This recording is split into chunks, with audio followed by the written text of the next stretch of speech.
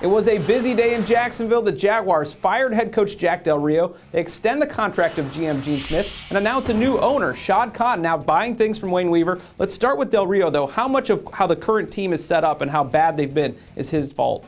Well, there's no question Del Rio has had his struggles. He is the only coach in the modern era not to win a division title in his first 9 years on the job. So that's pretty telling. But while Del Rio has been deserves a lot of the blame, lack of attention to details, throwing his coordinators under the bus pretty much all season, appearing apathetic, just kind of seemed like he didn't want to be there. He knew the writing was on the wall. But we have to start at the top, and the guy who put him in this position, owner Wayne Weaver, gave him the big deal after the 2007 playoff appearance. If Weaver doesn't give him the big deal, he's not hamstrung to keeping him for the past several years. He should have been gone a couple years ago. So while Del Rio is deserving of the blame, and I've been one of his biggest critics, I do think it starts at the top with Weaver, and it's refreshing for Jaguars fans that there's a new voice and a new guy in control. So with Shad Khan now taking over, we've heard for a long time now that maybe the Jaguars would be the team that's moving to LA.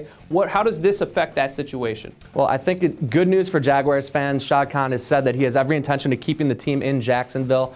Owner Wayne Weaver has long said that he wasn't going to sell the team, but if he did, the number one prerequisite, his number one priority, was finding someone who is committed to Jacksonville as he was. He thinks he's found that partner in Shad Khan. There is no formal clause in this deal that says he's required to keep the team in Jacksonville, but with the new CBA, which is so friendly to small market teams, the Jaguars really weren't the front runners to move to LA that some depicted them to be anyway. So I think this is good news on that front for sure. So if they're staying in Jacksonville, we know they're going to have a new coach, whoever those candidates may end up being. How the team set up right now in terms of, is it a desirable job?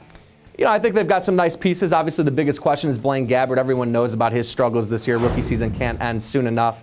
I think the most concerning part is he hasn't done a lot to instill confidence in Gene Smith and that organization that they made the right decision. So it starts with the quarterback. Head coach is going to have to either have confidence in him, or they're going to have to concede and say, we're going back to the drawing board. Blaine Gabbert may not be our guy. Now on defense, they're a top 5 unit. They've got a lot of nice young pieces. So this is a desirable job, but it all depends on the budget they're going to have to work with. And these things will kind of come to light in the coming weeks as we learn a little bit more about Shad Khan. And it should help having that new owner with a new influx of money and probably wanting to make a statement there in Jacksonville. Hopefully he'll put it towards winning. That's what's going on the latest in Jacksonville. For the best coverage of the NFL, check us out at ProFootballWeekly.com.